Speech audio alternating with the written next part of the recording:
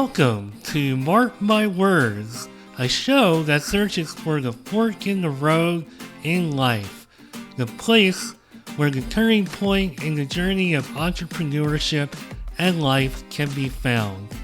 Let's meet each other at the crossroads on Mark My Words.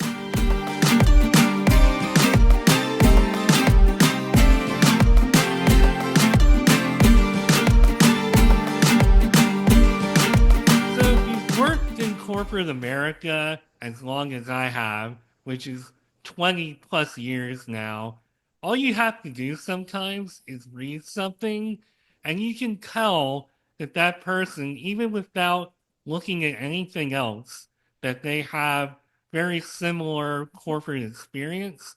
My guest today, Katrina Purcell, whose consulting company, is also called Katrina Purcell LLC. I could tell right away just by going to her site, which is coincidentally called KatrinaPurcell.com. I read her about where it says, I am a results-driven business strategist and operations leader with a global background in driving organizational transformation and growth. I won't read off everything, but just reading a sentence like that, I'm like, that person knows all about corporate America, and I love that we have that connection. I also want to give a shout out to her podcast. I was listening to a little bit earlier before we got on this call. It's called the Managed Chaos Podcast. They're giving leaders the business rundown in less time than it takes for you to get to work, which is phenomenal. I can't wait to hear more about that. She co-hosts that with Rachel Anderson. And before I give Katrina a chance to actually talk, I love what she put in her bio here. So Katrina has dedicated herself to turning organizational chaos into smooth, efficient operations throughout her career. Known for her strategic insights and hands-on approach, she partners with businesses as a fractional COO, which I can't wait to learn more about. Her passion lies in process improvement and team leadership, helping a company survive, thrive, and scale. That corporate education has done you so well, Katrina. Welcome to Mark My Words. How you doing today? I am great. Thank you so much for having me. I'm so excited to chat. I'm thrilled to have you here. And obviously, I don't like to name off names of companies and stuff too much, and I'm not going to do that. But I even discovered through Katrina's LinkedIn profile that for a brief period of time, we worked at the same companies. So we have a lot of commonalities in this episode, and I can't wait to dig in and talk to you not only about the past, but also the present and the future. And I will just kind of, as I always do, dabble into the DeLorean, the Wayback Machine, because Yeah, I caught that you not only went to school for media arts and design, but also a master's in business administration, which congratulations to you. Wow, thank even you. Dean's honors, like you're just like knocking it out, slam dunking it left and right. Did you know that you wanted to be in the media field growing up? So, not really, actually. I originally wanted to be a lawyer when I was in school. And coincidentally enough, in high school, when we could take electives, the pre-law elective was full, but the video production elective was available. So I took the video production elective and it changed the course of my life. Um, and so it really, we did the morning announcements and I fell in love with broadcasting. I fell in love with the adrenaline rush of going live and not knowing what was going to happen. And that really even changed the trajectory of where I went for my undergrad. So James Madison University in Virginia had an amazing program. It's affectionately called SMAD. And it was the only school in Virginia that really had a program like that. My parents were super supportive, although my dad really wanted me to be an engineer. He kept trying to convince me that engineering was the way to go. But I really wanted a fun career where every day would be different, and I really was in love with media at the time. I don't talk about this often. I actually really wanted to be like the next Barbara Walters or Katie Couric, but ended up being more in the background on the actual production side. Well, hey, there's still time. There's still time. There's always, I mean, now we have the podcast, so that's a little bit like Barbara Walters, I guess. We're interviewing people. Well, one parallel that I see between you and I that's probably not really a parallel, but it's kind of more like a flip-flop. So I always pretty much knew I wanted to do TV, film, something with media. Mhm. I think I had the performer inside of me, but was focused on doing things more in the background. That's another story that I tend to tell, but just to keep us on course here. So journalism was something that I thought I wanted to do and minored in. And I actually had a teacher who was grading us hard and was like acting like an editor and was grading my writing so hard. Like, I think I'm a really great writer, which actually I don't know if my skills have just slipped as I've gotten older or Yeah. what, but I always prided myself in being a really good writer. But this teacher was like a hard grader. And I actually wound up dropping journalism. I'm like, Journalism. okay, that's not for me. I wound up minoring in political science and have been probably using that more than I ever would have used journalism. So there's a parallel there somewhere. I also minored in political science, but partially because I thought I would still at some point go to law school. Um, but instead started my career and spent 15 years of it in media. And business school was something that wasn't really on my mind, I would say. I didn't, when I was at JMU, I took business classes, but only the media business classes. I never went to the business school there, which is a regret I have, maybe, and something I would have done differently in undergrad. But once I got into the workforce, once I was in corporate America and really steeped in, I realized I thought people weren't taking me seriously because I had an undergrad in media and I had no business background. And I had worked at the same company for a really long time. And while they knew my skills, I felt like people outside wouldn't know, which is why I ended up doing the MBA program. And I did an executive program. So you go to school on the weekends for 2 years. So it's pretty intense, but it was a lot of fun. It was very worth it. You don't have the opportunity cost, right? So when you go to a full-time program, you're not working, right? So you've got that sort of opportunity cost loss. When you do an executive program, you don't. But then you do silly things because you're in your 30s and you're like, I'm going to make Dean's List while working full time and doing all these other things because I'm a type A personality. And so here we are. Well, one thing that I can add to that is so being a lawyer is something I also thought of at one point. But I kind of figured out that maybe much like you with your path, I kind of learned on my end that I visualize being a lawyer too much like a TV show, like Ally McBeal or Night Court.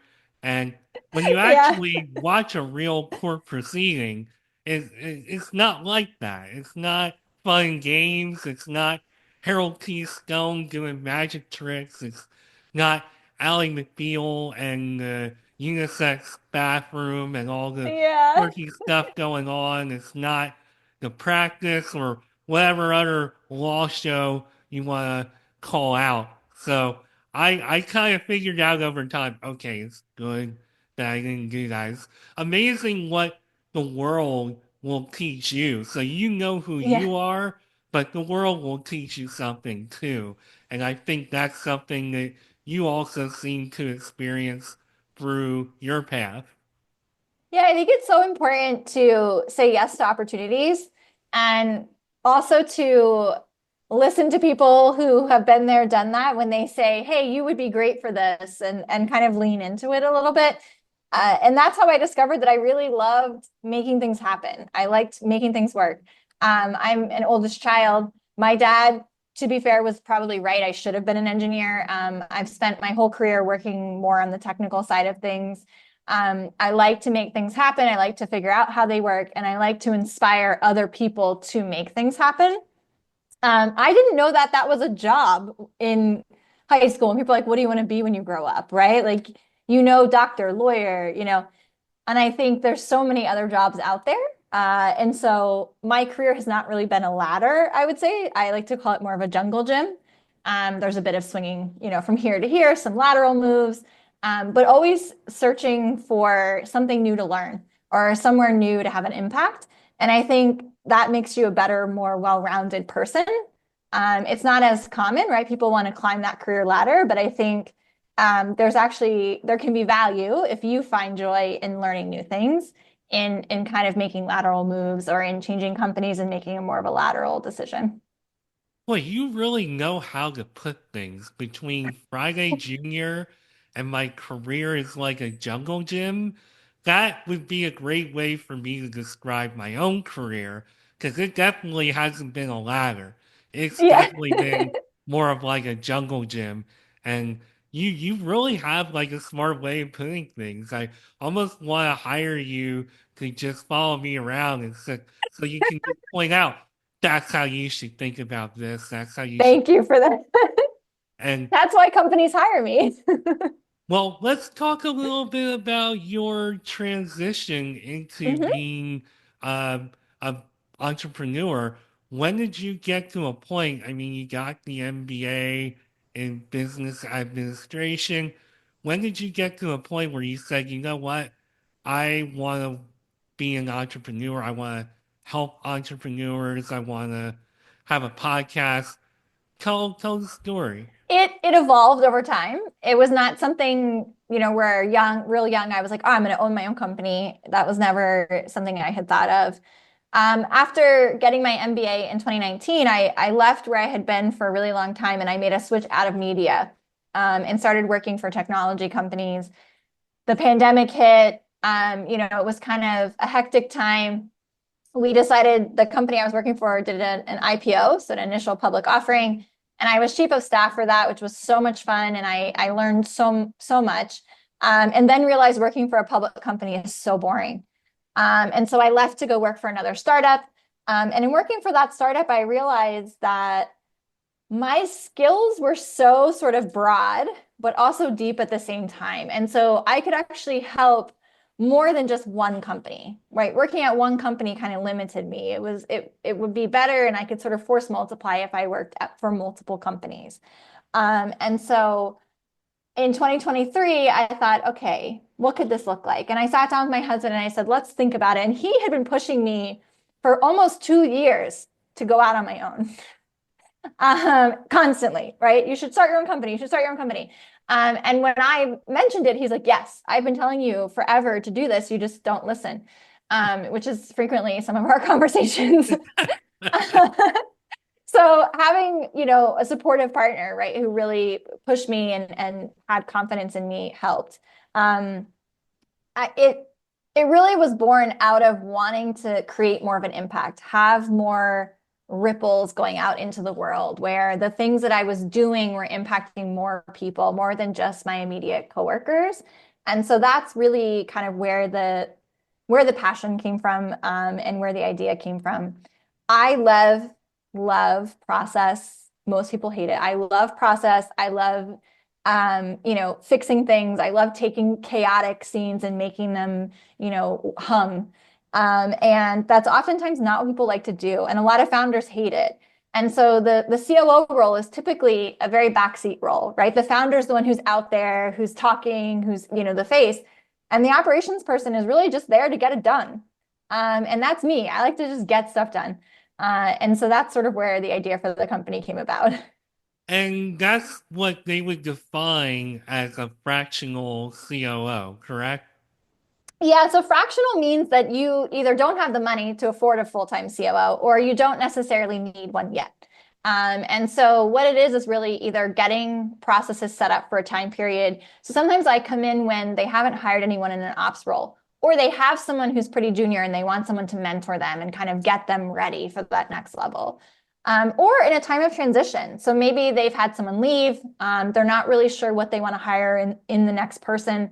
And so I come in to help them for a time period while they're working out what does that next full-time hire look like. And so it's someone who sits on your executive team, but they don't work for you full time. They're not a W-2 employee. This term fractional COO is something that has been coming up a lot as I'm Yeah. trying to book more guests. I have a few people in my queue who are like a fractional COO or mentioning fractional. So I'm like, okay, maybe this is the time for me to really learn about that because I had to Yeah. look it up. I'm like, oh, okay, that's what they do.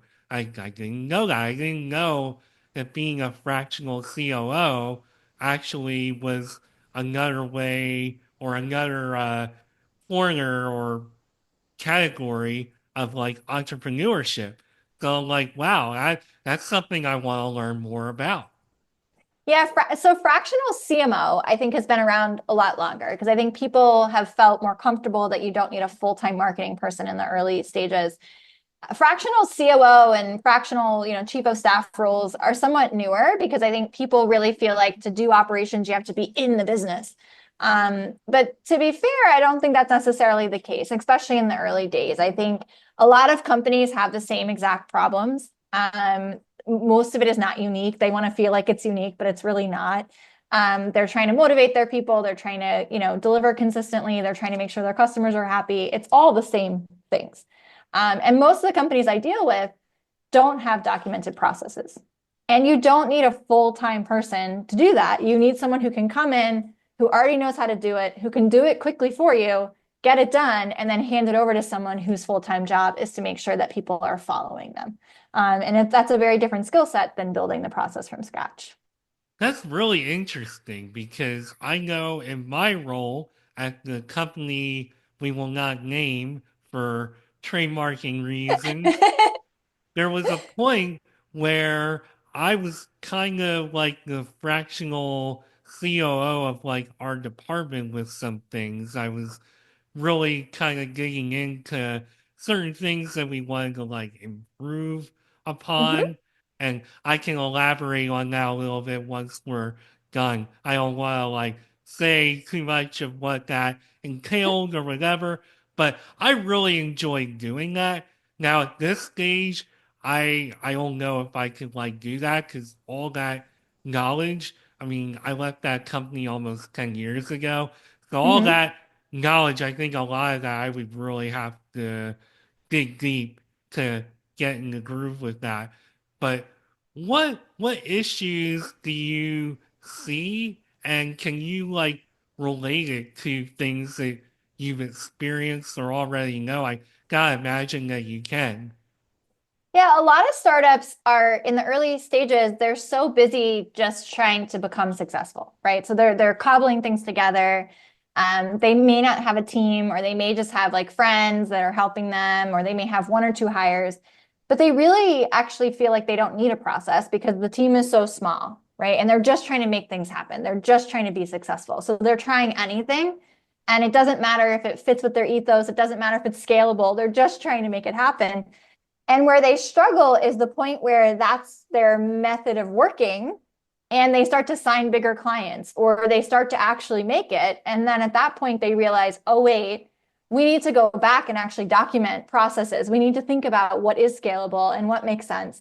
And I would say companies of any size have that issue. So even corporations have that problem. So many times people are like, what we do is not efficient, right? How many times have you heard that? And then you say, well, what's the process? And everyone will be like, well, I don't know. It's not written down. So and so does one thing and they talk to this person, but then when that person's on vacation, nothing happens. And so a lot of it is just really starting to write stuff down, having a documented process, being able to look at it. Another number one issue people make is that they let the technology dictate their process instead of the other way around. So you should document your process independent of technology and then figure out where technology helps you not pigeonhole yourself into a process because the tech you purchased, this is the only way we can do it. So we just have to do it that way. There's so many tech options out there now, but there's so many things where people will say, oh, I don't know. That's just the tech does it that way. So that's how we do it. Like, well, stop and think. So Use your talk brain.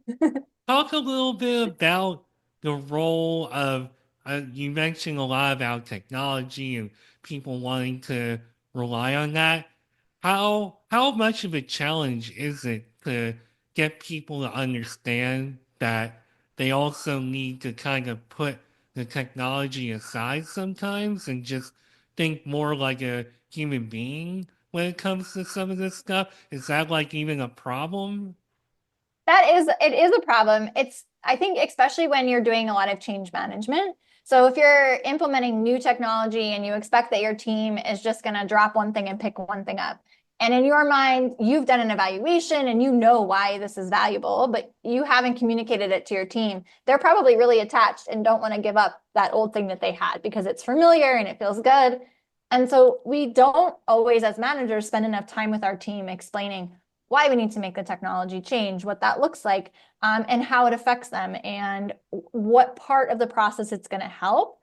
And so you have to always, whenever you're implementing new technology, and I'm a big technology person, I think, AI, a lot of the things in the market these days do make life a lot easier. But if you don't communicate it and pitch it properly to your team, you could have a team full, has all these technology tools at their hands and they're not touching a single thing because they're afraid of it. They feel like it's going to take their job, they don't understand it or they don't find it valuable. So it's up to the manager to really be able to communicate why the technology is useful and when and where their team should be using it. You talk a lot about process, and I can tell just by having this conversation, everything is so well thought out. You have everything so organized.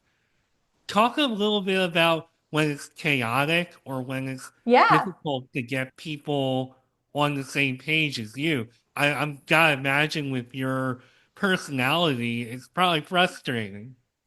it's very frustrating. So the podcast is called Managed Chaos because I've worked in quite a few startups that are super chaotic.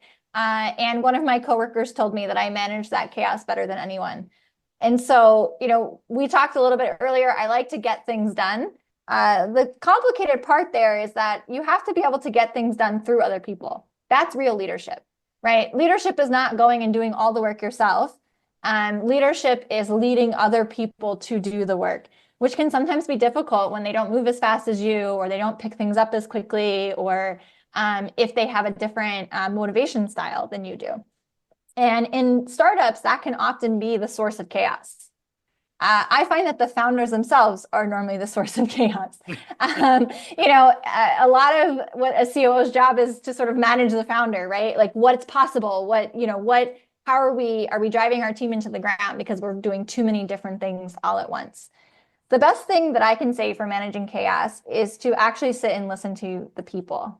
Because as much as you want to think about your company as a technology company or as a service delivery company, it's really just a community of people who have all decided, good or bad, that at that point in time, they're going to deliver something together. So they're all working together to deliver something. And at some point in their career, they really felt passionate about what your company was doing, which is why they wanted to come work there. And we lose sight of that as leaders. We sometimes think to ourselves, well, they should feel lucky that they have a job here. And we forget that we should feel lucky that they want to work for us. And so often the chaos is really actually just miscommunication. It's people don't want to live in chaos. Most people hate it. Most people find it stressful. They just don't know how to get themselves out of it. So sitting and listening and really digging into what is causing the chaos, why do people feel like it's chaotic? And then actually listening to what they have as solutions, because your team is the people who are doing the work. And often they've got great ideas. They just don't know how to go about implementing them. So you talked a lot about delegation and how, just teaching them how to delegate. Do Mhm. you ever work with anybody who has trouble just delegating at all or has a hard time letting go of control? Yeah. So me, uh, I'm really great at helping my clients work through it, but when it comes to my own business and growing my own business, I'm a control freak who feels like no one can do it the way I can. Same here. And so, that can be sometimes difficult. I think creating tone of voice, brand guidelines, really starting to understand what that looks like, creating guardrails and frameworks so that people on your team know what they should be doing and know kind of how to do it and can almost make the same decision you would make without you being there, I think is extremely valuable. I think also really giving up control of the how. So as long as someone gets to the outcome, it shouldn't matter how they get to the outcome, unless it's something super important, right? And I think understanding what's important and what's not. The other thing that I really preach to my founders that I'm trying to work on is whether a decision is a one-way door or a two-way door. So if it's a two-way door, you can come back from it and change it. If it's a one-way door, yes, you should probably think about it a little bit longer. Maybe they should run it up the flagpole to you because you can't undo it. And so, trying to decide what are the things in life that are so important that they must be decided by you. And what are the things that you can start to let go of control? You don't necessarily need it done exactly this way. And if it needs to be done in a specific way, creating an SOP and having a process and a checklist so that they know it must be done in this order and it must be done this way, and being very clear about that. So with all this managed chaos going on, you and your co-hosts came up with, this podcast where you talk about your experiences. How did this idea come about? When did you decide to create a show? Yeah, that came about last year. So Rachel and I met through a networking group. She was more of a marketing person, I'm more of an ops person. And we started thinking about the fact that we both wanted to really democratize access to the information that you need to start and scale a company. What we were finding is that people who are already well connected have great access to that information. They can afford that information. And so basically, the successful just keep getting more successful. And those that don't have access, they don't have the networks, they have lots of questions, then they don't really know where to find it. And they have to either pay expensive fees, go to school, things that are cost prohibitive. So what we envisioned was a 15-minute podcast that was short enough that if you even had a short walking commute in the city or, short driving commute, or even if you were just brushing your teeth, getting ready in the morning, that you could listen to, but you could walk away with some takeaways. And so the goal was to make it really actionable and really bite-sized so that people could listen to an episode, whether it's on personal development or something around a scale challenge that their business might be having.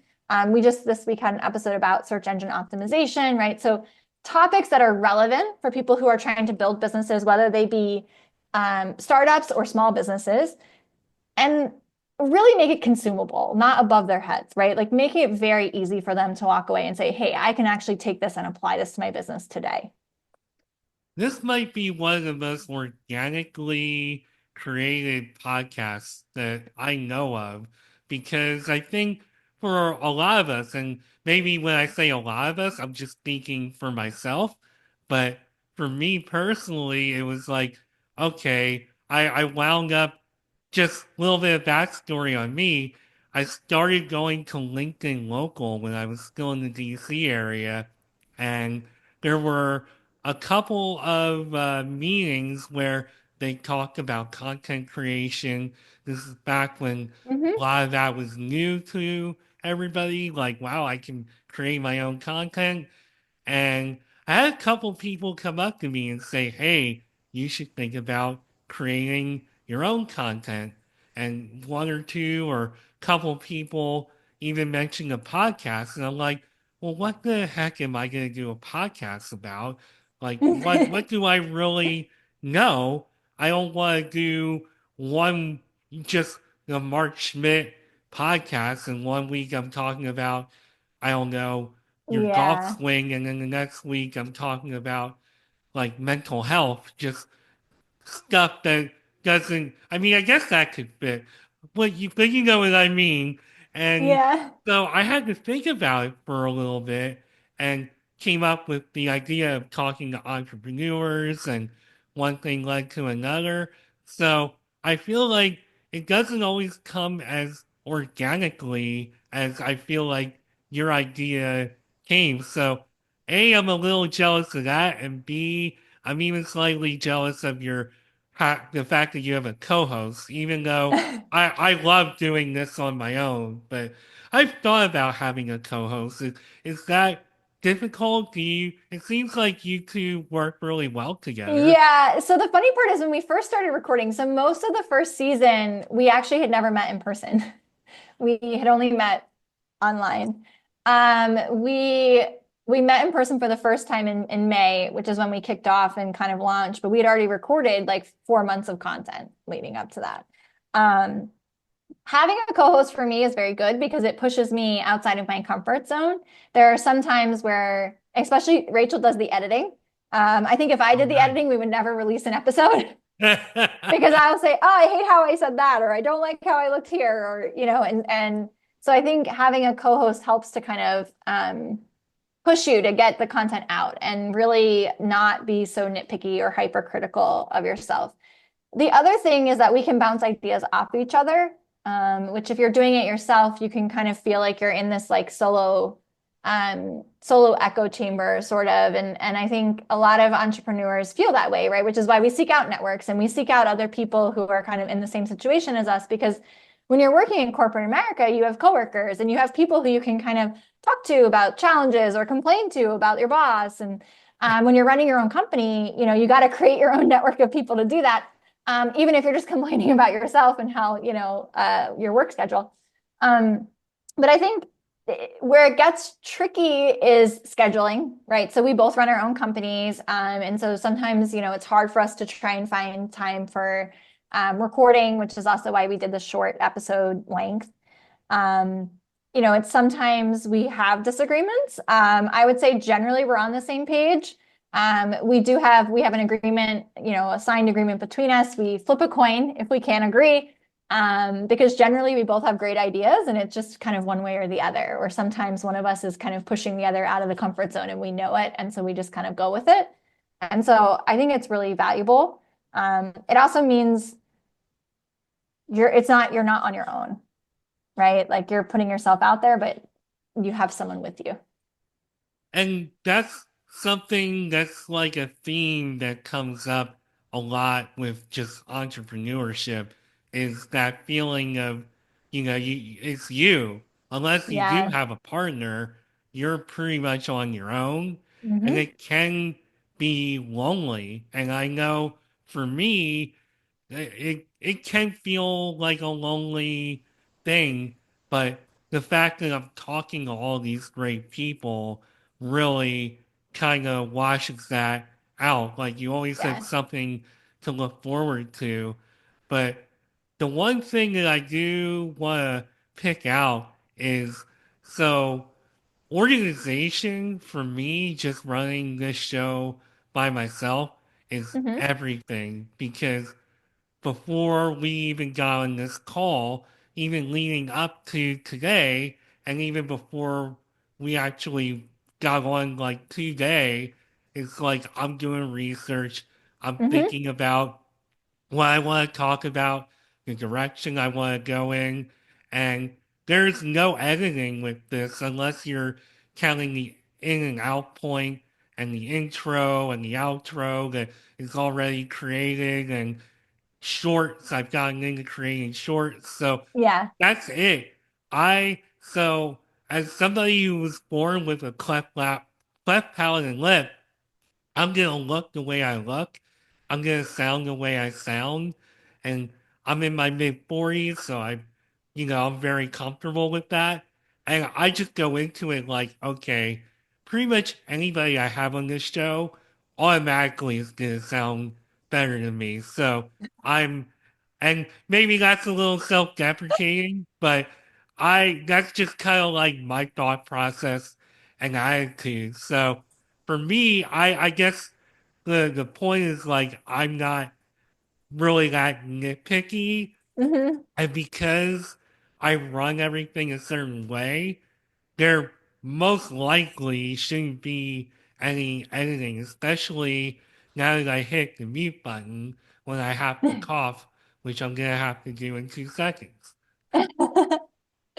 So we don't do much editing either. We're pretty good at being one hit wonders.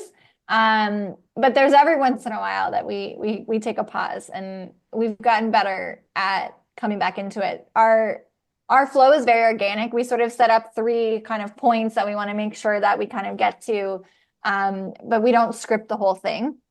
This season, we're scripting a little bit more at the very beginning that plays before the intro, just to kind of have a little bit more interest, I guess. Maybe something we're playing with.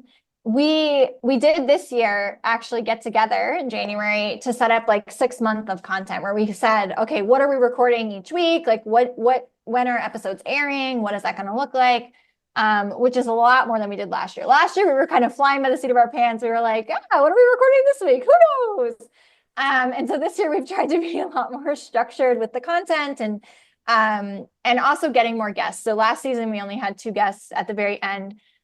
We weren't really ready yet to figure it out. And this year, we've brought on more guests because we've figured out kind of a flow of how that would work, what that would look like. And people seem excited about the 15-minute. We were worried that guests would be like, I don't want to do only 15 minutes. But people have actually been really good. And we've had some great conversations. There's some cool episodes that we've got launching. So I'm really excited about this season. As you continue on your podcasting journey, you're going to learn a lot of things. And I think you're on the right track as far as planning ahead, which shouldn't surprise me coming from you because I I have a queue currently of like 8 episodes, plus Mhm. this one will be 9 in the queue, just, editing. And obviously this one's not edited yet. It's still going, but but Yeah. that's like the kind of things that you gotta think about as you go on your journey. Now, do you Yeah. think that your background in media, do you think that that helped you with podcasting? It definitely has helped in terms of understanding different aspects of it, right? And I think, I did quality control for a long time, so I'm really nitpicky sometimes about it. The audio and video lip matching, I'm if it doesn't, I'm like, nope, we've got to redo it. And she'll be like, you can't notice it. I'm like, I notice it. So there's definitely little things that help. I think also because I worked in live media for so long, you just get used to working under pressure. You get used to kind of making like split-second decisions, or you get used to sort of, we had a guest on who talked about improv, and I feel like working in live TV is basically constant improv, right? If something goes wrong, the audience at home probably doesn't know it went wrong, but you do. And so you just kind of keep going.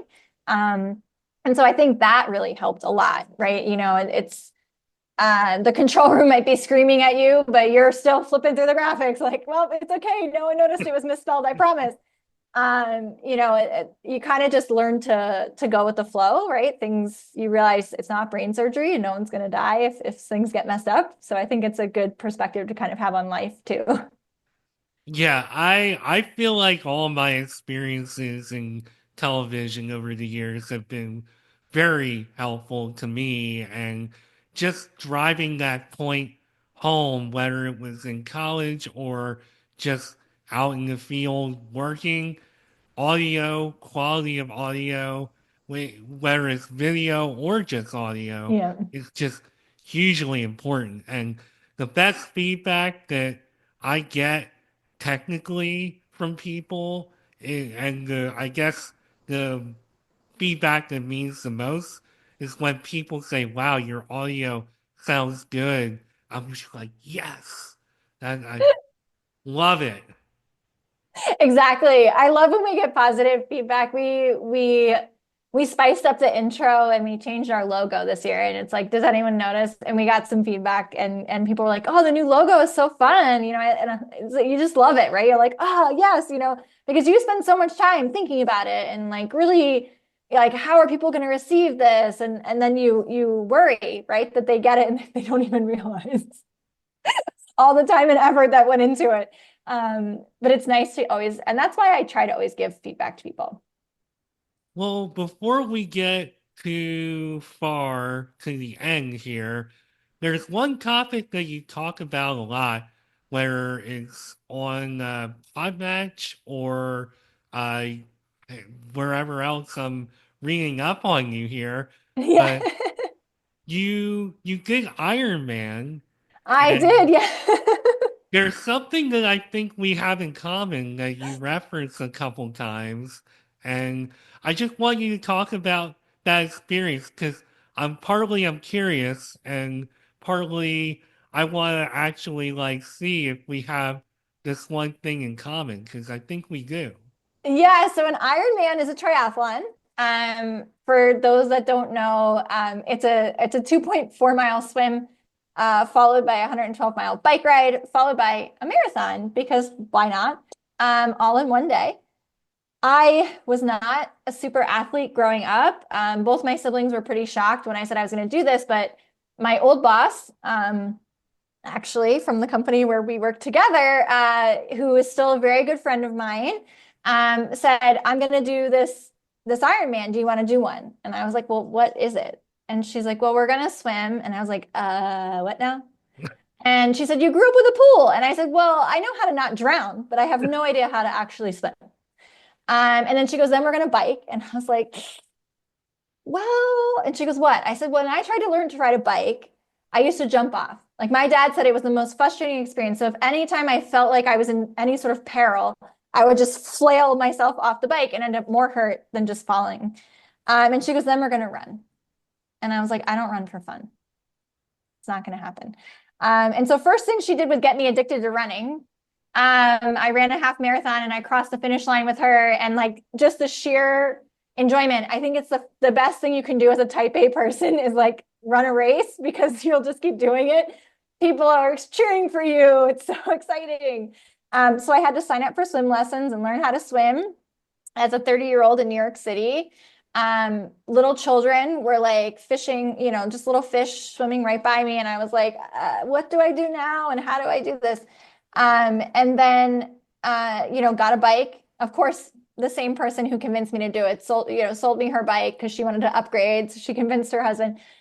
And next thing you know, I mean, it took a year of training. You have to be very disciplined about the training. Actually, getting to the race is an achievement in and of itself because the training is very intense. And it took 15 hours and 45 minutes to do. Um, when you cross the finish line, you're delirious. But it's something that no one can ever take away from you that you've accomplished. And I would be remiss if I did not mention that my dad got a blister from ringing his cowbell for the whole 15 hours. Oh, oh boy. He was So a very dedicated cheerer. So first of all, that's amazing. Secondly, I'm not surprised that your dad would have that kind of enthusiasm because I see that with you.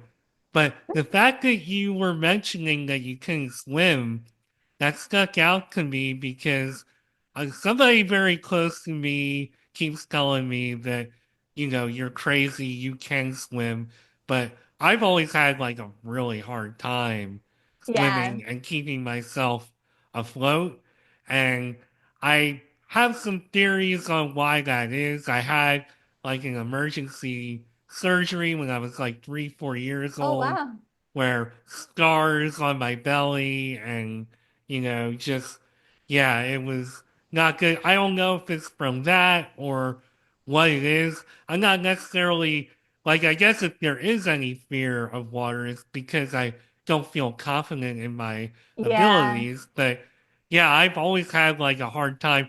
Please, nobody throw me like in the ocean after hearing this. Yeah. But So open water swimming is definitely very, like I grew up around pools. I could underwater swim, doggy paddle from the end of the dive board to the ladder, but open water swimming, you really have to work through it. I mean, there were many times where I would roll onto my back and just stare at the clouds and be like, "You're not going to die. This is fine." Because if you stop running, you just walk. If you stop swimming, you drown. Like you can't, you just have to keep going. You've got no choice. kind of like And in life. exactly. You got to just keep going. You can't.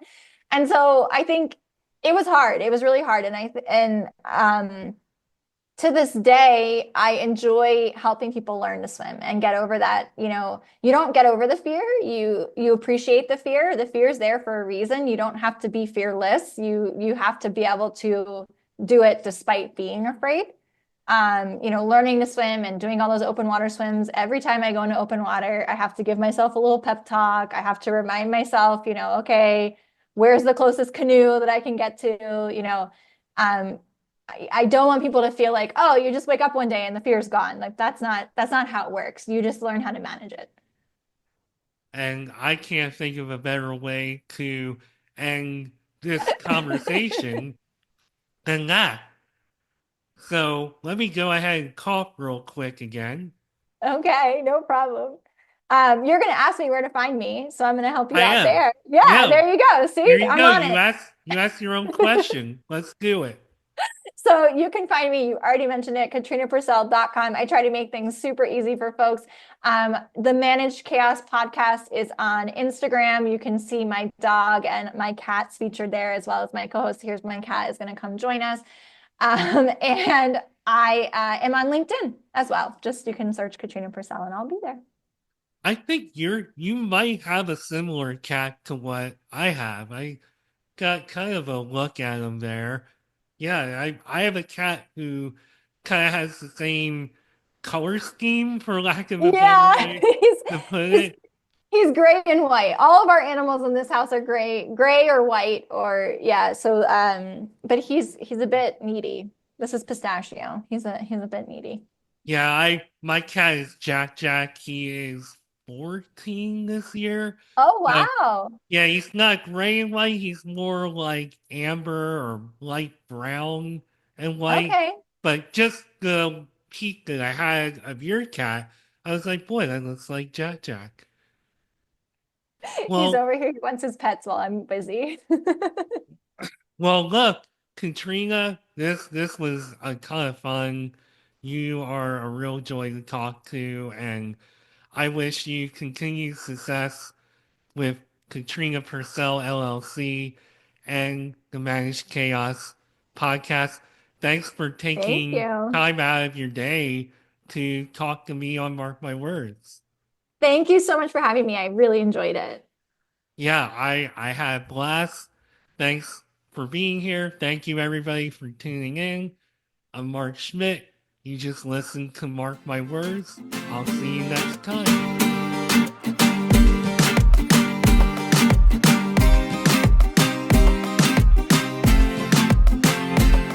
Thank you for taking time out of your busy day to go on a journey with me into entrepreneurship and life on Mark My Words. If you would like to learn more about me and the show, you can find me on LinkedIn at Mark Schmidt or connect with me on Instagram at Nimrod79. Video episodes of Mark My Words, as well as other content, can also be found on the Mark My Words YouTube page. Entrepreneurship can be quite the roller coaster ride. It can be a bit isolating and intimidating, but it doesn't have to be that way. Let's meet here next time at the crossroads on another episode of Mark My Words.